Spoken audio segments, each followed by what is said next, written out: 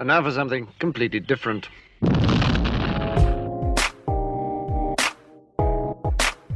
Hello and welcome in to another episode of the Get Cocky Podcast, part of the Gamecock Central Podcast Network. I'm your host, Pearson Fowler, and we have a show for you today. It will happen. I'm going to have a monologue, and we're going to talk to Will Helms like we do every Monday.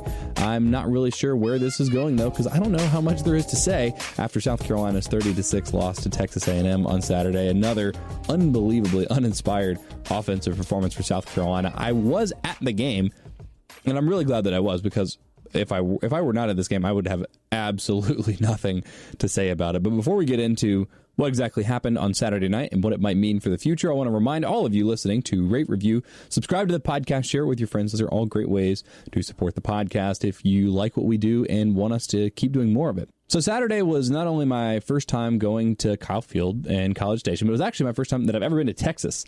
We flew into Houston Friday early afternoon and went to a Houston Rockets game that night, which was really fun. And we stayed kind of in downtown Houston, which was cool. Like I said, never been to Texas before, didn't really know what to expect. Houston was all right. I wish I had gotten to spend a little bit more time there to get more of a sense of the city, because it was we're kind of in and out, kind of a whirlwind trip. But the next day we drove to College Station. It was about an hour and a half each way. And College Station was pretty cool, actually. They're kind of like Houston. I didn't get a ton of time to explore, but we posted up in a little bar. They have a little row of bars, kind of their 5 points, I guess, maybe, but it's on campus. So that was pretty cool. But then the main event, was just so impressive. Like I said, this is the first time I've been to Kyle Field, and I know that it's huge, but I didn't realize how huge it was going to feel. You really feel, because obviously I'm mostly at Williams-Brice during the fall, because that's where most of the games happen. So I didn't know how much I would feel the extra 20,000 or however many more seats are in that stadium than Williams-Brice, but you can really feel it. It was packed. I think I saw on the TV broadcast that it was the sixth highest attendance ever for Texas A&M, which is incredible. I know that's a relatively recent renovation that they've done, so it makes sense that with now more capacity that they're kind of setting those records pretty often. I was a little bit surprised, though, because it was against Carolina. And frankly, one of the things that did surprise me about College Station walking around, because I was like, okay, it's all self-contained. They have the bars on this part of campus, and I was expecting everything to be a little more raucous, a little more, I don't know, feeling like game day. And it wasn't really like that. There wasn't a lot of excitement. People were walking around campus I don't know, just doing normal kind of stuff. It wasn't crazy. Once you got to the bar part of it, it was, lively and stuff. But the rest of campus was just kind of going about its business a pretty normal Saturday. And so I actually asked our bartender, I was like, hey, so what's the deal? Is it just because Carolina sucks and no one's that excited for the game that, I don't know, I was expecting to see things on fire, and not really, but when it's game day in Columbia, the things are basically on fire all over the city. It's just crazy. It's fun. It's lively. There's energy, and that wasn't really happening anywhere on campus. And she was like, no. So whenever there's a late kickoff, people go to early morning tailgates and just drink all morning, and then usually wear themselves out by the middle of the afternoon. So now everybody's napping, and then everyone's going to rally for the game. And then if you come back here after the game, I don't remember the name of the bar where we were, but if you come back here after the game, then that's where you're going to find the party. I was like, okay, so they've got it down to a science. So that explained that at least a little bit. But by the time we got to the game, like I said, it was lively again. It was incredible. Huge crowd. The stadium is really, really impressive. It feels like a pro stadium more than most of the college stadiums that I've been to anyway, which was really cool. You can buy alcohol in there. I did not, because I was cold and I didn't want to hold a cold beer. I did get a hot chocolate, though, which saved me a little bit in the second half. And, sat in the little visitor section with all the other Carolina fans. And I have to say, was pretty impressed with how well the Carolina fans traveled, knowing that this game was probably going to go almost exactly like it did. And I guess they're probably in the same boat that we were in, where we planned to make this trip in, June or July or August or sometime this summer. And so you're like, oh, well, we already bought tickets and everything. So we're kind of going anyway. But impressive crowd, like the visiting crowd, like the home crowd. And I haven't decided where I land on this exactly, because the game day experience at Kyle Field was just as cool as everything aesthetic. The stadium was awesome, but the environment inside was also awesome. There were times when it was kind of weird, though, because as a visiting fan, you're sitting there and there are all these things going on that clearly everybody else in the stadium, the other 95,000 or 100,000 fans or whatever, are totally in on. And it's kind of, I guess I compared it to going to a Fish show, which I'm normally on the other side of that. But what I imagine going to a Fish show for an outsider is like, in terms of, there were a lot of inside jokes and sort of like moments when people knew to do things or respond to, like call and response or respond to a cheer or a song in a certain way. And on the one hand, it was really cool to see everybody that was like in on that. And, they did the swaying thing, which is really cool. And, just a lot of little things like that. But there were also parts where I was like, oh man, this is kind of creepy. Like, I feel like I'm in like a giant cult meeting, except I'm, one of the outsiders. So there were times when it was like a little bit intimidating, but I think that's part of the intimidation factor and just like general game day vibe is that part of it. And it wasn't like unwelcoming. I didn't really interact with many A&M fans, but I definitely didn't have any bad interactions with them. So it's nothing like that, but you're just sitting there and you're like, oh man, this is kind of cool, but it's a little bit weird. The one thing that I will say, well, I guess I'll say two things. So Carolina's definitely got a better video board than A&M. They have like two tiny ones like up in the corner, which is like kind of annoying because it wasn't great for seeing replays. Not that there were that many replays that were worth watching anyway. And the other part, sometimes you just take for granted because you see 2001 every week when you're a Carolina fan and you go to Williams-Brice for all the home games. You almost start to take for granted how cool that intro is. And I know that it's cool and I recognize it and I always try to be there for it because it is really cool. And that's when I, allow myself to be a fan. But for as much as everything else about the game day atmosphere of Kyle Field is incredible and in different ways, like I mentioned, sometimes intimidating, sometimes cool, all very unique. The intro, the team coming out was just kind of like, man, they play that Kanye song. They come out from the middle of the field, which for whatever reason I never like. I think Tennessee does that and Alabama does that. And some teams do that. For some reason, I feel like it's cooler when they come out from the corner as opposed to like straight behind the goalpost. But that's like really nitpicky. But yeah, it was just like not as cool as 2001. So everything about Kyle Field was amazing. Would love to go back, probably to not watch a Carolina game, like just go watch a, I don't know, Texas A&M, Alabama or something like that. Watch another cool game. But the intro wasn't that cool. And the video boards were small. But those are like just literally things that I'm looking for to try and nitpick for what was otherwise a just fantastic game day experience. Would recommend it to anybody. Again, if you're a big Carolina fan, probably don't go for a Carolina game because I don't think Carolina's ever going to beat A&M, at least not as these teams are presently constituted. So maybe don't go back in 2 years, but it's a really, really cool place to go see a game. And that's saying something because I think I saw like the very worst version of a football game that I possibly could have seen on Saturday. 30-6, as I mentioned. I mean, really, like 30-3. I don't know why Carolina decided to kick a field goal down by 27 at like the death. I know nothing at that point mattered. It just seemed like a really weird call, really weird concession. I know it's, fourth and whatever it was. And I mean, you are technically cutting it to a 3-score game when you kick a field goal because it's 30-6 and now you're just 3 touchdowns and 3 2-point conversions away.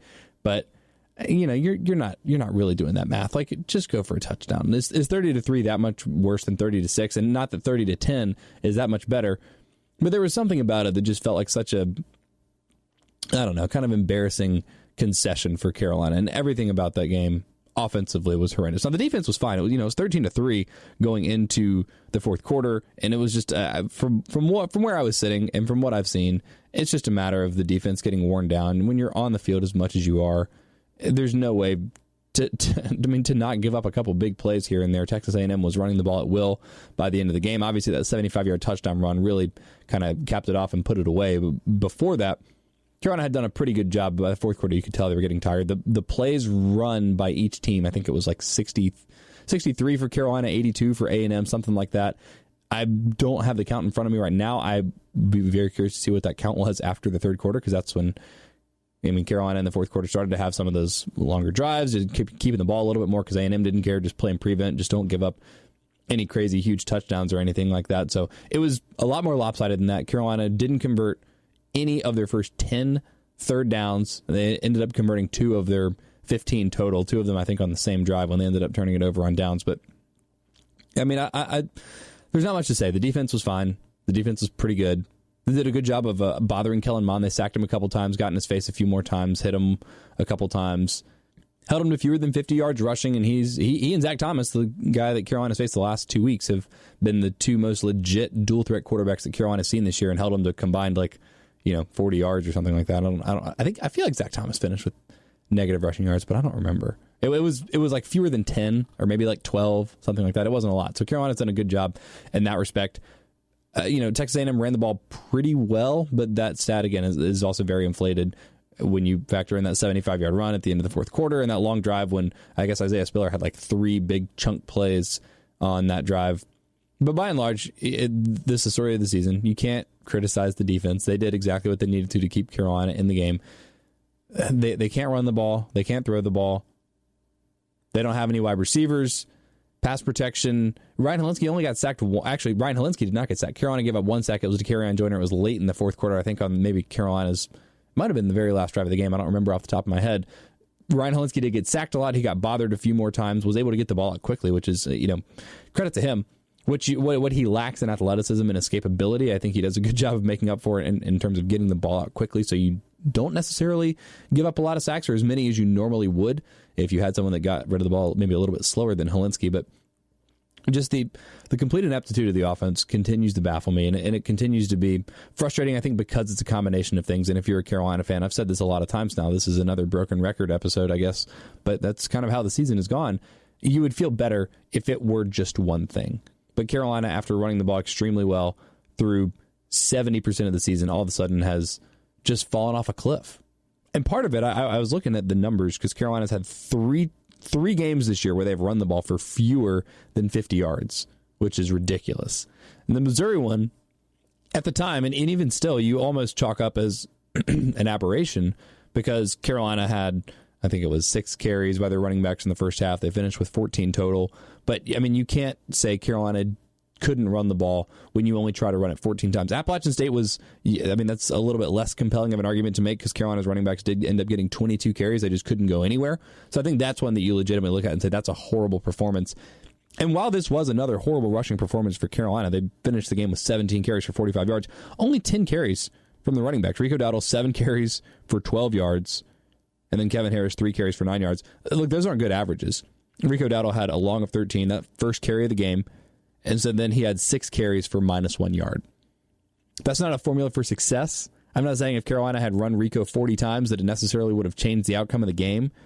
Same with Kevin Harris, 3 carries, 9 yards. 3 yards of carries, not good, but it's not like you're losing yards. You got to run it sometimes. And Carolina has been so willing to get away from the run this year, even though it's been their strength. And look, even when it's not working, I know it drives people crazy. It's like, oh, they're running the same play. They're just running into the back of the line. You're not going anywhere. But passing the ball is still not Carolina's strong suit. And given how the game was going, again, it's 13-3 in the fourth quarter. It's not like the thing was so far out of reach that you just had to throw it 46 times. 41 for Helinski, 4 for Joyner, and then Shi Smith had the pass that Markway dropped. 16 of 41, 175 yards, no turnovers for Ryan Helinski, 3 of 4 for 40 yards for Joyner. That's just never been the game plan for Carolina. I think part of the frustration for me is I would have rather seen Carolina score 6 points and have an abysmal, embarrassing offensive performance because they were sticking with their guns and what they knew they could do. Again, because the game was never so far out of reach until it was over. By the time A&M got to 23, that was the ball game right there. And maybe this is a foolish distinction. Maybe this doesn't matter. Maybe it's just, I don't know. It probably wouldn't even actually feel different psychologically, but it just seems like you want to go down doing what you're good at. Carolina doesn't have good wide receivers, just straight up. I know Brian Edwards didn't play. That was a surprise to me. Shi Smith had a 41-yard catch and finished the game with 2 catches for 41 yards. That's kind of how Shi Smith's season has gone this year. And then the rest of the guys you have so many quarterbacks out there catching balls. Bailey Hart. Now, I don't think he caught a ball, but Bailey Hart, Jay Urich, DeCarrion Joyner. Those are all your backup quarterbacks, and that's half of your wide receiving core right now. Chad Terrell and Chavis Dawkins and those other guys. Obviously, you're down to tight end. They don't have a lot of talent. They don't really have a lot of options. So even when Carolina's not running the ball well, it still seems like that's a better option. And if nothing else, you're saving some of the clock. You're allowing your defense to not play as many snaps, not be on the field as much. And if you shrink the game, you're not going to score a lot of points. Don't you kind of want to shrink the game anyway? If you know that nothing's working, you just want to limit possessions. And when you're throwing the ball a lot, when you're throwing a lot of incomplete passes, that's kind of doing the opposite. I'm not saying that's why Carolina lost the game, because Texas A&M's just better in every way and played better, and they were always going to win. But the difference between 30-6 and maybe, 21-6, 21-3, it was the extra possessions at the end of the game that were really the end. And obviously, like I said, they were going to lose this anyway. It doesn't really matter how close it is, I don't think, because at this point, I don't know. It really doesn't matter. Nothing in the season matters anymore. But it's just head-scratching game plans, unwillingness to adjust, or I guess inability to correctly adjust. We have seen Carolina at times try to adjust what they've done this year, and it just hasn't worked. And I think we're seeing that Brian McClendon's just a little bit overmatched right now. He's a young coordinator. I trust Will, and I trust other smart football people that I've talked to that think that some of the things that he does are good, and that he will eventually be a good coordinator, just isn't right now. Because you got to, I guess, kind of take your lumps. But, I mean, it's not working for Carolina. And it's not the only reason. Again, to go back to what I said earlier, it's a combination of things, and that is the most frustrating part. But I think a coach's job, more than anything, more than what plays are you calling, more than anything, your job is to say, how can I maximize what I have right now? And for Carolina, you can say there's not a whole lot to maximize. But I promise you, the thing that Carolina can least maximize, or I guess has the lowest ceiling in terms of what the max is that passing attack. If Ryan Helinski's not accurate, if he doesn't have real wide receivers, real SEC wide receivers, it just doesn't make any sense. Just run the triple option against Clemson. Just see what happens. I'm not saying it's going to work. I'm not saying if Rico Dowdle had 25 carries and Kevin Harris had 14 carries, that Carolina would have won the football game. I don't know. I can't even say that's their strength anymore. That has been their strength all year. But now 3 times you've run the ball for fewer than 50 yards. And one of them was against App State, and then Missouri and A&M, you say, at least as their conference opponents. Both of those games are on the road. But just not even running the ball. I don't know. It's weird. Carolina got slaughtered in time of possession, which is a stat that doesn't matter until it does. And the other team has the ball for almost 42 minutes. I think A&M center after the game said that he was listening to Carolina defensive players maybe complain about how long A&M had the ball. Like, that's a drag. I don't think the offense and the defense are getting along right now for Carolina. Which, I guess the good thing is they have a bye week, and then they have an open week, and then they have the Clemson game, and then the season's over, mercifully, for many Carolina fans. And maybe for guys on the defense that are tired of putting in actually pretty good performances and still getting their asses beat and humiliated on national television because the offense is completely inept, because quarterback's a freshman and very inconsistent. You don't have wide receivers. You can't really run the ball, and also don't. And you don't have a coordinator who is able to maximize what little remaining talent there is on that offense. And this is all without getting sort of into the injury question, which may be a discussion for the end of the season. But as I mentioned off the top, I'm very curious to see where Will Helms goes with this. The advanced metrics are certainly not going to be kind to South Carolina on offense. I imagine he and I will end up having a little bit of a discussion about the bigger picture of what happened on Saturday, what this means for the future. Again, not a lot of new information. It's just an extension of the Appalachian State game. You're just playing a better team, and that's why you lost 30-6 instead of 20-15. But that game, and probably this Clemson game, certainly not helping anybody's case for keeping their jobs in terms of the offensive staff, except for maybe Thomas Brown. But look, now Carolina's run for fewer than 50 yards 3 times this year. That just blows my mind. I know I've said that stat a lot. That's crazy. That is absolutely crazy. And only 10 carries for your running backs on Saturday. And 14 against Missouri. I know the Tavian Feaster's out. Kevin Harris didn't do much. Looked fine. 3 carries? Was that right? Yeah, 3 carries for 9 yards. Long of 4. And I feel bad now because I feel like I'm low energy. And I don't want y'all to think that I'm sad. Because I don't really care. It's just like the same thing over and over again, and you're banging your head against the wall, and it's boring more than anything. Like I'm never getting these hours back that I'm having to watch Carolina this year. It's really sad. It's really sad. I'm glad that Carolina's off this week, and I hope the Clemson game is a noon game. I'm definitely not going to that game. It's just been not a fun season. This is a really fun job. Obviously, this is a fun job.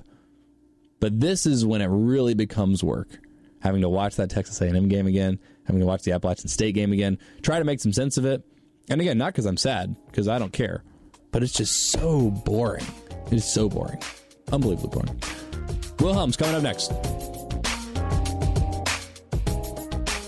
All right, on the phone line now, as he is every Monday, and hopefully with a lot more to say about this last South Carolina game than I had to say about Carolina's 30-6 loss to Texas A&M. It's Will Helms, everybody's favorite.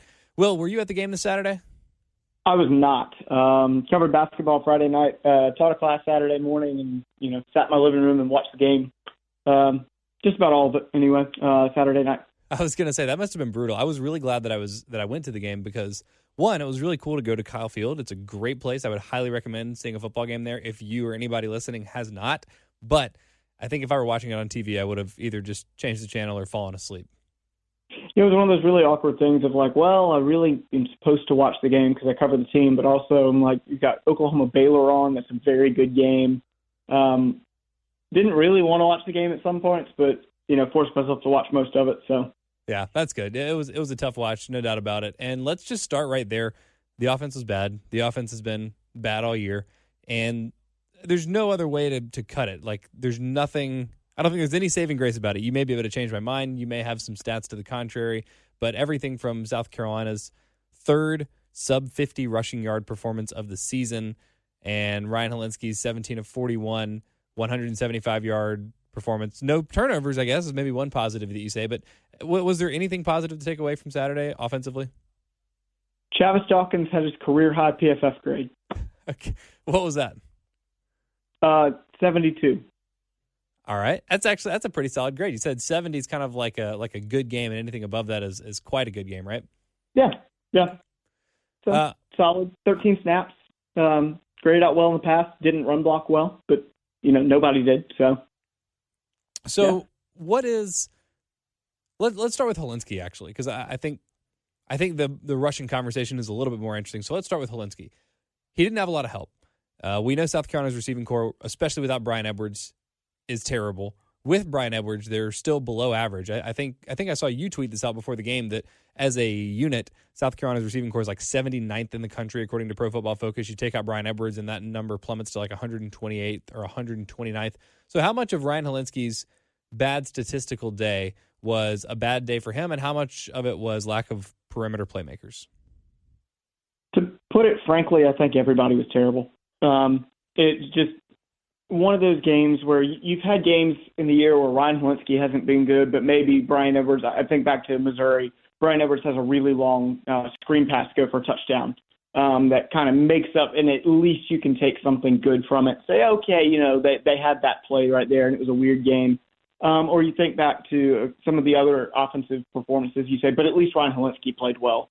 Or at least the offensive line played well, and nobody played well in this game. It was just Ryan Helinski ended up with a 50 offensive grade. I do think a lot of that comes from I actually talked about it a little bit last week. I think when he airs the ball out in obvious pass situations, it doesn't tend to go well, as you would expect from a freshman. And at least to my eyes, I thought he played really well up until about the third quarter. And then just got to the point where they realized they couldn't run the ball. Texas A&M realized they couldn't run the ball. And Ryan Helinski realized he wasn't going to get a lot of help from any of his teammates. And they weren't going to get a lot of help from him. It just was one of those games that nothing went right. Yeah, and I tend to agree in terms of where the performance started to, I guess, get derailed a little bit. I'm sure it seemed like Texas A&M made some adjustments, and it wasn't even, Carolina couldn't run the ball, but they also weren't even trying to run the ball. They weren't trying to fix it or do anything differently. South Carolina's running backs only had 10 carries on the day, which we can talk about in just a minute, because I think that's sort of an interesting but separate problem here, or I guess sort of related. But the ball that he threw to Shi Smith in the first half was a really well-thrown ball, and Shi Smith made a really nice catch on the sideline, did a good job to stay in bounds. It was just a sliver of space, and Ryan put the ball exactly where it needed to be. Other than that, I would say the throw that DeCarrion Joyner made late in the fourth quarter, garbage time, but he threads the pass, in between the cornerback and the safety. Looks like they were maybe in cover two, and made a really nice throw there. Those may have been like the only two noteworthy throws in the entire game. Was there anything else that I missed maybe in the first half from Ryan?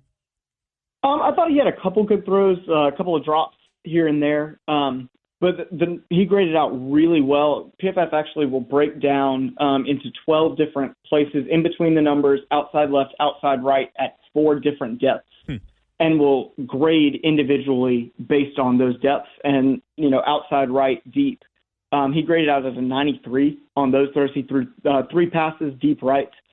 Completed 2 of them, one of them being to Shi Smith. I can't remember what the other one was, but it may have been like a 20-yard pass or something like that. And he graded out well above average in the elite grade there. But he also had 3 different areas that he graded out below 50, and just about everywhere else was anywhere in between 58 and 62. So he, overall, when you just have that volume, he didn't throw that well. The biggest difference in this game was when he was under pressure. He's been okay this year comparatively when he's been under pressure compared to how he is with a clean pocket. Most analysts will say you really want to look at a clean pocket more than under pressure when judging quarterbacks. But Helms was 1 for 10 with 1 yard when he was under pressure. And that was really the difference in the game. His numbers when he wasn't under pressure are actually pretty decent. He was accurate on 65% of his passes, had 4 drops when he wasn't under pressure, threw for 174 yards, which is 5.6 yards an attempt. Not great, but did have the 4 drops there, and 9 first downs when he wasn't under pressure. But when he was under pressure, he graded out at under a 40 with 1 completion on 10 attempts for 1 yard. That's, I don't want to say that's surprising. I'm glad that you have that number because that sort of, I guess, gives context to what I thought I saw, which is, obviously Ryan Helms was only sacked 1 time officially, but was under pressure, got planted a bunch of other times, and for a guy that's not particularly mobile, was just doing everything that he could to not get sacked, not lose yardage there. And I guess one positive thing that you can take away from Ryan Helms this entire season, and it was true again on Saturday, is that even when he's been under pressure, he's done a good job of not turning the ball over. I guess he had the sack fumble against Florida. There was the fumble against Missouri, and then obviously the 4 interceptions. One of which was on a drop, one of which was a sort of a deep desperation play against Alabama. The Missouri interception was bad. I don't think it was under pressure. That was right on the goal line, and I can't remember his 4th interception. But even despite that, despite being under pressure, while he wasn't completing the passes, at least he wasn't turning the ball over. So if you're trying to look in terms of progress or things to say, he's a freshman, this will get better. What are some things that he needs to fix? His ball security continues to be good. It's just a matter of maybe getting him an extra second and for his receivers getting a little bit more separation so that for a guy that wants to get rid of the ball quickly, who doesn't have a lot of time anyway, they can sort of, help him do that. But that was not at all the case on Saturday. Again, partly because of the protection, partly because no one on the outside was getting separation for him at any point during the game. Yeah, and I think I tweeted during the game that was probably my biggest takeaway from the offense is that every unit was terrible. You have the offensive line that just really, really, really struggled on Saturday. But then you also have the wide receivers that when they do get open, which was very rare on Saturday, most of the season, honestly, but Saturday, they drop it. And then if they do happen to get open and the offensive line does tend to block, Ryan Helms still has that, 1 out of every 6 throws that he just either throws 5 yards short or way over the head of a receiver. It was just all around just a terrible game. So the other big glaring part of this, and like I said, I thought this would end up being a sort of a larger discussion, so I wanted to save it, but we have arrived now at the rushing attack. 3 games this season, Carolina's run for fewer than 50 yards, including back-to-back games, now Appalachian State and Texas A&M. Against Missouri and Texas A&M, Carolina obviously just ran the ball poorly, but also didn't run the ball very often. Against Missouri, the running backs had 14 total carries, and I think it was 6 at halftime. I mentioned against Texas A&M, it was just 10 carries. Rico Dowdle had the 13-yard carry on the very first play of the game for South Carolina, and then in 6 more carries had -1 yard. Kevin Harris had 3 carries for 9 yards. But this was the strength of the South Carolina offense all season long. The offensive line wasn't outstanding, but blocked well enough for the running backs to really make a difference. And I guess Tavian Feaster being out makes a big deal, or is a big deal, makes a big difference. Rico Dowdle is clearly not 100%. But even still, even if Rico is 70%, and even if your second guy is Kevin Harris and not Tavian Feaster, that doesn't explain the gap between what South Carolina was able to do on the ground against Florida, against Georgia, against Alabama, against excellent teams, excellent defensive teams, and Appalachian State and Texas A&M, who's good defensively, but not elite. And I guess maybe Alabama's not quite elite defensively, but against Georgia and against Alabama, Carolina didn't have any issues. What has happened the last 2 weeks on the ground? So I think a combination of the offensive line regressing over the season. As we've talked about before, the offensive line doesn't have to be elite to be able to run block. You think about all the best running teams statistically in the country, have elite running backs. That's the main thing that does it. And maybe they've got one or two offensive linemen that they can consistently run behind if they need to. But if you look at, I always go to Wisconsin just because that's the team that's known for their offensive line. Wisconsin runs the ball well. Yes, they've got good offensive linemen, but they run the ball well because Jonathan Taylor is just absolutely elite. And you look at LSU, I can't think of the running back's name right now, but LSU runs the ball well because Clyde Edwards-Helaire. They have elite running backs. Georgia runs the ball well because they have elite running backs. And South Carolina's running backs for about the first 6 weeks of the season ran like elite running backs. And the grades kind of show what I guess we've all been seeing. Nobody graded out well in the running game. You have Ryan Helinski, the second best graded running the ball Saturday with a 52.7. You have Kevin Harris ends up at a 55.9. DeCarrion Joyner didn't run very well. He took a couple sacks they didn't like. And then Rico Dowdle ends up with a 48.7 in his rushing attack. And so over the past couple of weeks, you've seen, I do think a lot of it has to do with Rico Dowdle being hurt, not having a second elite guy or even very good guy. I do think Kevin Harris will be a good running back at some point, but I just don't think he has the experience or the, mostly the experience right now to be that bona fide second running back that South Carolina needs. But they have the running backs the past few weeks have not been grading out well.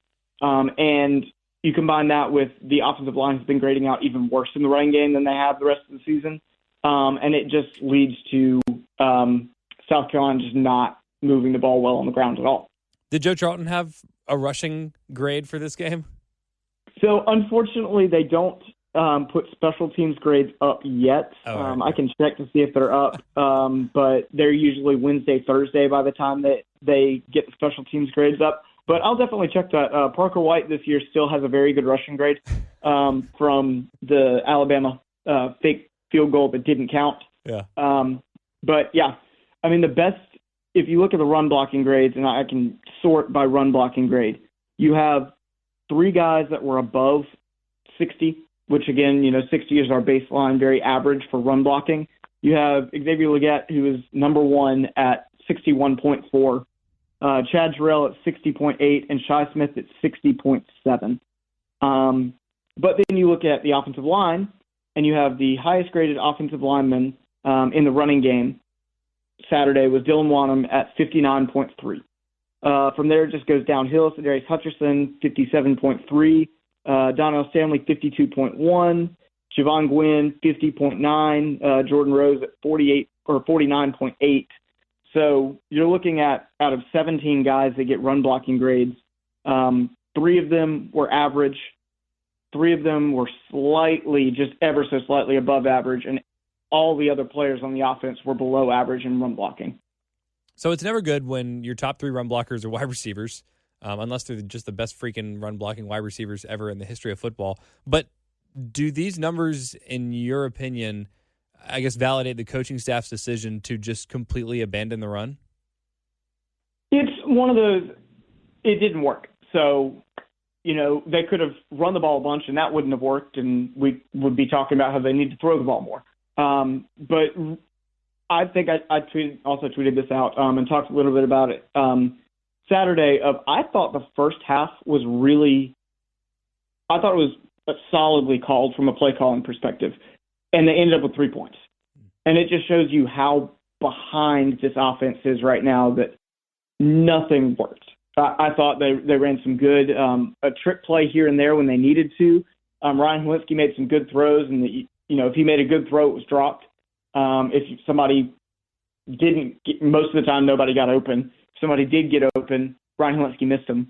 If they ran a trick play, they ran a perfect trick play. Shi Smith makes a beautiful throw for a wide receiver, and Kyle Markaway just drops it. They ran they ran pin and pull play action, which they haven't done all season, and tried to hit a deep ball, and Shi Smith could not get away from his defender at all.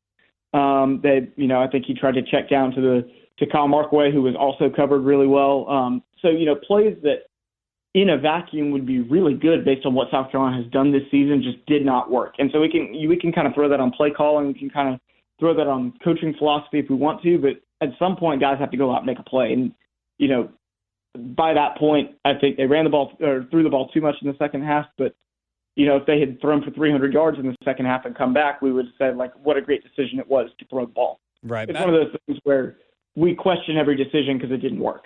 Yeah, exactly. I think that's a really good point and one to keep in mind, because so often we do end up, just find ourselves litigating results rather than process. And I think it's important to look at both of those things. But it just feels like, I guess it just feels like I've seen this movie before, where Carolina just too quickly gets away from, in some cases getting away from the run. In some cases it's leaning too heavily on it. It's just, they will go one or the other. And it seems like they forget about the other phase of the offense against North Carolina. It was too much running the ball. It's like, okay, well, you're allowed to throw the ball. You're trying to beat the clock, I guess, or burn the clock. You're trying to get out of this game with a win, hold on to your lead, whatever. Still just like run your offense. And now, Carolina was down 13-3 up until the start of the fourth quarter. You're not so far out of the game that you have to be slinging it around. I understand that you're not running it well, but you're also not particularly passing it well. But it's just, it seems like too often, I don't know if this is Brian McClendon, I don't know if it's Will Muschamp, Dan Werner, I don't know who's making these decisions, what's influencing this, or if it's totally random, but Carolina just has not been able to balance itself offensively all season long. And typically, I guess for most of the season, it has been because they have an inability to throw the ball down the field with any regularity, sort of limits what they do. Defenses can play up on the passes, and so they find themselves just running a little bit more. And for most of the season, the running backs have done a good job of that. But I feel like the lack of, just multiple looks, wrinkles, anything on offense, probably more than anything else, just kind of summarizes why this offense has been so underwhelming all season. Yeah, and it's one of those things of I hear a lot of people say that South Carolina's offense doesn't have an identity, and I agree. I would agree with that statement. I think the problem is they've tried to have an identity, and they've tried multiple things, and none of them have worked. So we say that if we look at a triple option team like Army, they have an identity. They run the ball a lot. Well, if Army's not running the ball, they don't have an identity. And we look at, say, LSU. LSU likes to spread it out now, and they'll go one back and throw it all over the place, and then they'll combine that with some stretch runs and some one-cut runs that allow the running backs to just pick a hole and go. But if that wasn't working, they wouldn't have an identity. And I think that's the problem with South Carolina right now is they want to have an identity. It's not like Brian McClendon sitting there like, I just think we're going to try something random this game. It's more that, if they ran the ball a bunch of times, people complain that they ran the ball too much against App State. Well, they just didn't run the ball at all. Weren't able to get anything going on the ground. And so, people say, oh, they ran the ball too much. They should have been throwing the ball more on first down. Well, they try that against Texas A&M. That doesn't work either. So again, we could go back to it's less about the process now and more about this is a bad offense that just can't do anything right now. And it sounds like for you, the fix has less, a lot of people are saying it's got to be Brian McClendon. And I think for some people, they think that it's the play calling or the offensive philosophy or, game plan or things like that. I think other people just kind of want to see heads roll because Carolina hasn't gotten it done offensively and somebody needs to pay for that, I guess. But it sounds like in your estimation, it has more to do with execution and quality of players and probably quality of playmakers, at least as much as the coaching. Is that fair? Yeah, I think that there are a lot of factors in there. My main thing is that there are a lot of South Carolina fans that I think would be really disappointed if Brian McClendon, which it sounds like at this point he may end up getting fired or demoted or moved or something, they would be disappointed because I've said this kind of tongue-in-cheek, but I fully believe it, that if Steve Spurrier were running this offense as it is right now, it still wouldn't be successful. And we've seen that. We saw his 2006, 2007 years, just he didn't really have an offense. Probably the greatest offensive mind in college football history, probably. I don't think I'm out of line saying that. It doesn't matter who the offensive coordinator is. It's just would not be working right now. And some of that is personnel. I think some of that is inexperience. I think some of that is the schedule. But it's not simply if we call better plays, we'd run the ball more. Or if we call better plays, we'd have more success. As some people have said. So it's like, just let me call plays and, we'd be so much better on offense. No, it's not going to work that way. Even Saturday watching the game, I never felt like that was a terrible play call. Why did you do that? The only time that I remember like really questioning something that the offense did in terms of, I guess, like scheme or a specific play call. There was one time when they had a 3rd and 10, and they had maybe Kyle Markway run like a 2-yard out route, and I think Helinski threw it to him and he dropped it, or it was broken up or something, or maybe he caught it and it was tackled. And I'm just thinking, why do you even have that route? Like if you're just going to have him run I think what my roommate said actually is, if you're going to have him run a 2-yard out route, just have him stay into block and give you some extra protection because you need it. Yeah, exactly. Yeah, but by and large, I mean, I'm with you, and that's kind of how I've felt all season, and why it's been so confusing, and why, even though I think this may be an instance where change is warranted just for the sake of change, because sometimes change can be good, just to shake things up, to have some new eyeballs on those playmakers and on those offensive players, just to try to get some kind of fresh look, just anything to invigorate this offense. I feel like it might be warranted, but it's I guess taken me a while to get there, exactly because I just, like you're saying, haven't had any specific problems with anything that Brian's done. It's more about what he's not done, which is more about results than process, and it's impossible absolutely, to tell. And that's what. I've said before that Brian McClendon is a great offensive mind. Again, I was watching Texas A&M ran a pin and pull, which not many SEC teams have run in the past couple of years, and now it's becoming a trend because South Carolina started running it. Or I saw a play call from Alabama last week that Brian McClendon was the first one to run. He's a really well-respected offensive mind, and I could see him having success somewhere else, but I think we talked about this a little bit last week. Just it's not working right now. And it may be just a relationship thing, or just things just aren't working out as they are. And so that kind of changes for change's sake thing would be, would be something that I can understand that. The other thing I thought of, and this is kind of an analogy, I'm a big Lamar Jackson fan. If anybody follows me on Twitter, I'm constantly telling people how they were wrong about Lamar Jackson. I think I retweet my Lamar Jackson's the best quarterback in this draft like 5 times a year. But Louisville went through the Lamar Jackson effect last year, where the offense with Lamar Jackson was really, really good. And it was so good, and Lamar Jackson was so good, that people didn't realize how bad the offense actually was. And I think that we're, kind of seeing that with South Carolina and Deebo Samuel. Is if South Carolina needed to play last year, it was just, let's run a slant with Deebo Samuel. He's going to break a tackle and outrun everybody. And make a 95-yard play, and that's going to offset the complete inability we've had to run the ball or whatever. And I think South Carolina last year lived and died by the big play. We saw it against Clemson. We saw it against Ole Miss. We saw it against Florida. They ran the ball well, but only in long runs. They didn't consistently run the ball for 5 yards a carry. They would run 2 yards, 2 yards, 2 yards, 25 yards. And then the same thing in the passing game. They'd, Jake Bentley on a lot of his passes averaged like 4 yards a throw, and then would hit a big play to Deebo Samuel, and it would make those passing numbers look better than they actually were. I heard people anticipating that kind of drop-off for the offense because Samuel was out, and even when it started to happen, people were like, well, you really miss Deebo Samuel. And the whole time I was just thinking, it cannot be the case, and you can't let yourself believe that an offense can be so dependent on a wide receiver of all positions. The easiest position, I think, for an opponent to game plan for and to take out of a game. You can double guys, you can bracket them, you can just stick your best corner on them and just have them follow them all over the field. It's easier to take a wide receiver out of a game than any other player on offense. And I guess by that I just mean like quarterback or running back. And I refuse to believe or let myself believe that Deebo could have had that much of an impact on the offense. But at this point, that seems as plausible as anything. And so I'm glad you bring it up, because maybe that's just the fact of the matter. But when you have another, I know he's not Deebo Samuel, a different type of explosive playmaker, but you have another wide receiver, an NFL caliber wide receiver on your team in Brian Edwards.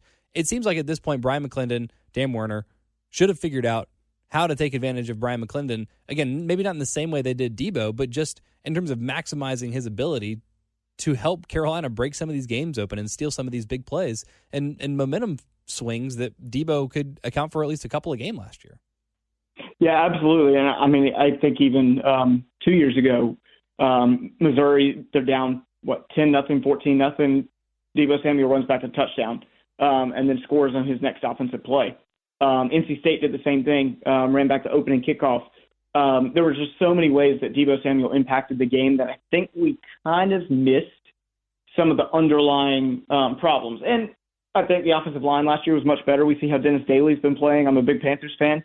Dennis Daly literally has outplayed Greg Little, who was a former 5-star, maybe second overall player in the country.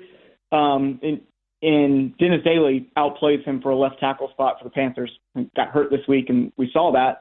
But I think the offensive line's a little bit worse this year. And then also you just don't have the senior leadership of Jake Bentley, who, say what you want about his throwing ability, his tendency to miss throws every once in a while. He threw the ball all over the place. And when he was able to throw, he threw a good deep ball, and for about 5 weeks last season was the best deep ball throw in the country. And South Carolina's missing that of, you can run into the line for no gain twice if you hit a 50-yard pass after that. And South Carolina just, if they get behind the chains, they can't do anything. There's no threat to the defense to gain 25 yards on a play. It's really, at that point, it's a fluky play for the South Carolina offense, which is just so opposite of last year. Carolina has one more chance to crack 30. It's against Clemson, maybe the best team they'll play all year. I don't expect it to happen. It's just been such an unbelievably disappointing season, and more as the season has worn on, I keep thinking back to 2014 and how good that offense was as Dylan Thompson was breaking the single-season passing record for South Carolina, and how bad the defense was. I mean, you take an historically great offense, and you get a defense that's so bad that Carolina only manages to go 7-6 that year. Obviously, 2019 is now worse by record. Carolina's going to finish 4-8. They're not even going to get a chance to play that 13th game this year.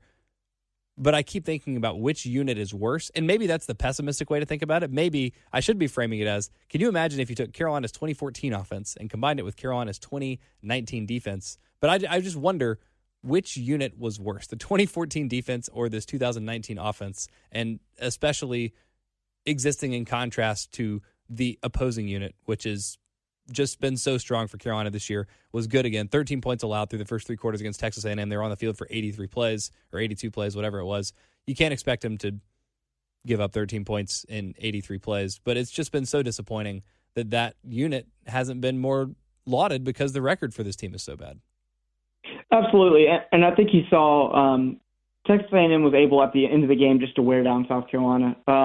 They didn't throw the ball a lot in the fourth quarter. And that was good for A&M because when they did throw the ball, it was a greater than 50% chance that Kellen Mond was pressured because Javon Kinlaw had his best game of his career, actually. And it's kind of sad that it comes in a 30-6 loss.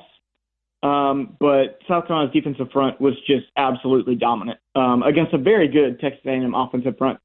But, as you said, once you get to the, 70s and 80s in plays, especially with the time of possession being the way that it was, they just got worn down.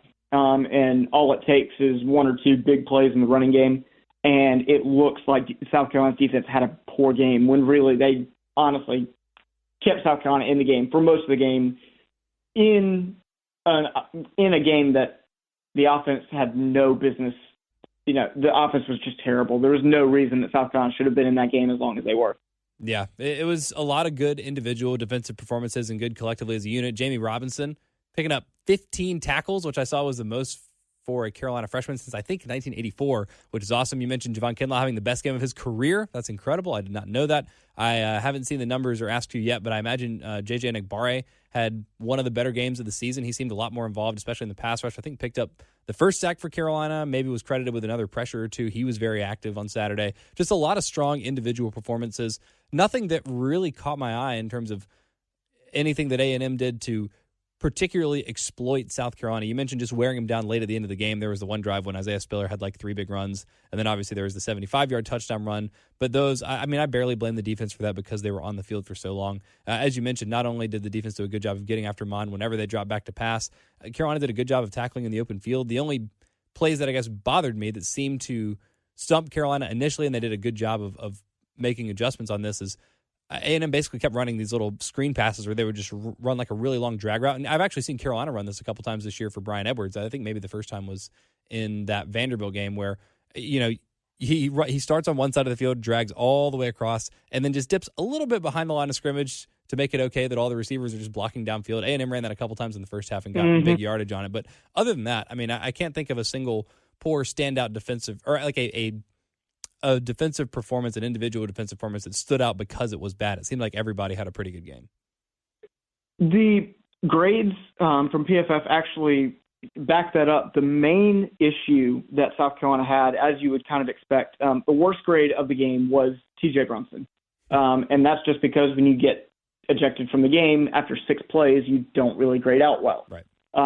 So he ended up with a 24.7, mostly because of that.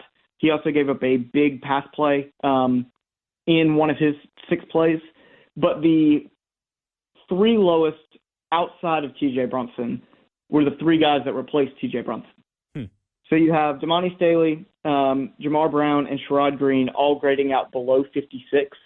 Between the 4 of them, that was over, if I'm doing my math correctly, just about half of the passing yardage that A&M had came against the will linebacker position of Brunson, Staley, Brown, and Green.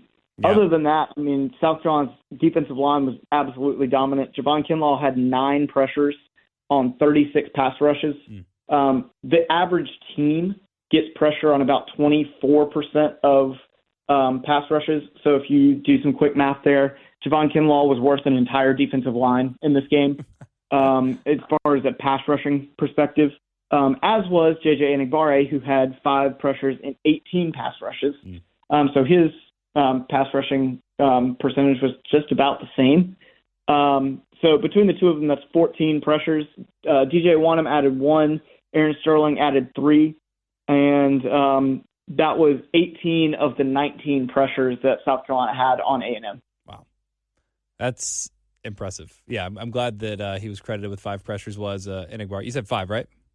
5, yeah. 5, yeah. Because it was good to see him. I was expecting him to be someone at the beginning of the season that popped a little bit more than it seemed like he had this year. And I think that speaks more to the depth on Carolina's defensive line than his individual performance necessarily. They just haven't needed him to play more than, whatever, 15, 20, 25 snaps a game. I am glad you mentioned the stats of those backup linebackers, though. I had forgotten when I was thinking about big passing plays. Obviously, the busted coverage that led to the long passing touchdown for A&M looked like Damani Staley, maybe, who let his guy get away. And then I guess the first Brunson catch given up to, I think maybe to Wedmeyer. I remember, not that Brunson got mossed exactly, but it was a perfect throw and a really good catch by Wedmeyer. So I imagine that he was penalized for that because you give up a big reception, but it was, he covered that about as well as you could expect a linebacker to have covered that. So I guess with those things in mind, sounds like everything else was good. Other members of the secondary, Jamie Robinson, I'm sure had a good grade. J.C. Horn, I don't remember him allowing a catch. He may have. I'm sure he did at some point, but seemed to be pretty locked down. Mukwamu continues to get penalized for looking at any player. I guess that's just is that just his reputation now? I guess it's his reputation. Also, the opposite I thought was really funny. There was a pretty obvious holding penalty on him, and for the second time this season they didn't call it. So it seems that he gets called for everything, and nobody ever gets called for anything against him. But yeah, between Horn and Mukwamu, A&M went 2 for 6 with 19 yards. So J.C. Horn, you have to go back to, I believe, Kentucky. The last time he's given up a total of like 100 yards in his last 6 games, I believe. Really weird season for him. Poor game against, who was it? Georgia, actually. That was against George Pickens, and Alabama against Jerry Jeudy. Gave up between those 2 games 216 yards, and the rest of the season has given up 160. So kind of weird season for him in that regard. If you look at his numbers with and without those games, he's one of the best cover corners in the SEC without those 2 games, and he's very average if you add in those 2 games. Interesting. As I sit here and think ahead to what the Clemson game is going to look like and to what the spread is, I imagine the spread will be like 34, 37, 38, somewhere in the neighborhood. And I'm fully expecting Carolina to score fewer than 10 on offense. So it's just going to be a matter of what can this defense do. And it's a unit that it's been a weird season for them because they've been, I think, really good all year long. They've had their moments where they looked bad, some missed tackles in the second half against North Carolina, the big plays given up against Tennessee, but even in both of those games, you give up 24 to North Carolina, you only give up 23 points on defense to Tennessee. They've done a good job, even when they've given up big plays, of not letting those be scoring plays necessarily all the time, I guess Tennessee being the exception there. But it's been a successful execution of the bend, don't break philosophy, and I'm very curious to see how this group does. Obviously, give up 47 against Alabama. This is going to be probably the second best group of receivers that they see all year, and Trevor Lawrence seems to be finding his groove after starting the season kind of shaky. I'm really curious to see, though, because for Javon Kinlaw, for J.C. Horn, people stopped watching South Carolina weeks and weeks ago. They're going to be watching the Clemson game because that's a team that's probably going to be in the college football playoff. That's kind of the last chance this year, and for a guy like Kinlaw, who obviously doesn't have any more eligibility, to make a real statement, and it seems like Kinlaw's going in with the right kind of momentum after 9 pressures against A&M. Yeah, and I honestly think that he's going to be able to play well against Clemson's offensive line. I think that the corners should be able to hold up pretty decently. The reason I say that is you look at while Alabama and Clemson have very similar talent level receivers, very different receivers. Clemson has a lot of bigger, more possession guys, go up and get ball. And you have your starting corners all over 6 foot. Jamie Robinson, I think, I'd probably give him 5'11". But you look at that versus Alabama's receivers are all 4'3" guys, some actually in the 4'2s as far as speed. And so very different wide receiver cores, even though the numbers are good for both of them. So I'm really interested to see. I think that this particular group of South Carolina corners matches up well. If I remember correctly, and I may be able to look it up, I think that the Clemson game last year was the game that we started looking at Israel Mukwamu as a legitimate corner and not just the other guy outside of J.C. Horn. If I can, pull this up really quickly. Yeah, against Clemson last year, was targeted 5 times, gave up 3 receptions, but I remember him playing really well against Clemson. It was the most snaps he had played up until that point in his career.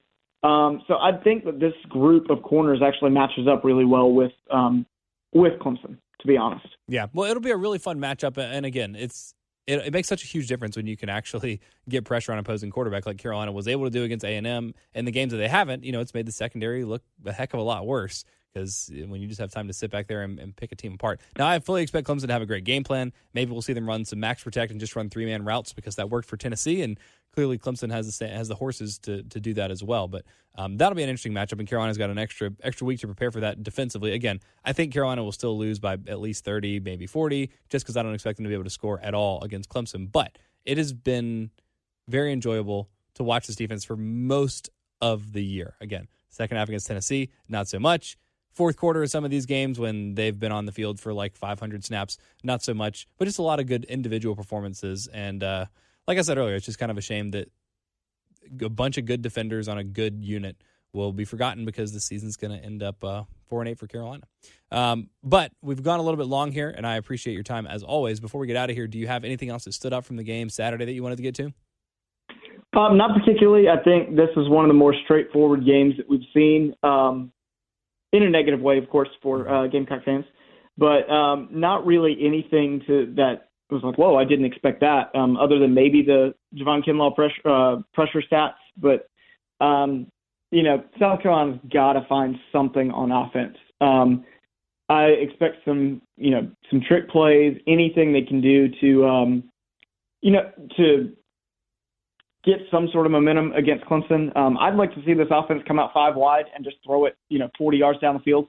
Kind of do this, if you complete 1 out of 3 passes for 40 yards every possession, you're going to score a lot of points on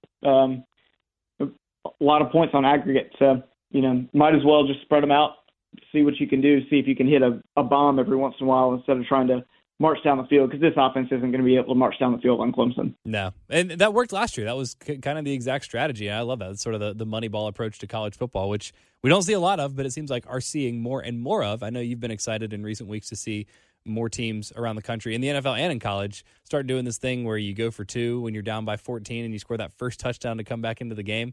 That was one that took me a while to come around to, but that was fantastic. Yeah, seeing more of that. So maybe we'll see Carolina embrace a few of these other different kind of experimental styles or Moneyball approaches, and guess we'll have a couple weeks to prepare for that. But Will, thank you so much as always. Follow him on Twitter at WHelms21. Check out his website, his company, in fact, prep-ra.com for anybody. If you or anyone you know is interested in being a true student athlete, pursuing your academics and your athletics at the next level, Prep RA is awesome for tutoring, for SAT prep, for football-related things as well. Is it just football? Do y'all do all athletics? I'm most connected with football. Okay. That's a lot of what I do, but I do actually do all sports. So, yeah. Okay, great. So any kind of athlete that you're interested in pursuing both academics and athletics on the next level, check out prep-ra.com. Will, I guess it's an open week for Carolina, but we'll do something next Monday, maybe sort of wrapping up the season or do a big Clemson extravaganza. I don't know. We'll have something planned, but I'll talk to you next Monday. All right, sounds good. All right, thanks again so much to Will. Don't forget to follow him on Twitter at WHelms21. Great follow. One of my favorites on Twitter. Just smart sports guy, not just Carolina stuff, all sports. And thank you all for listening to this. If you want to follow me on Twitter, I am at Pearson Fowler. We will be back later this week on the Gamecock Central Podcast Network with another Carolina podcast with Wes and Chris. Until then, y'all have a good week. We'll talk to you Wednesday.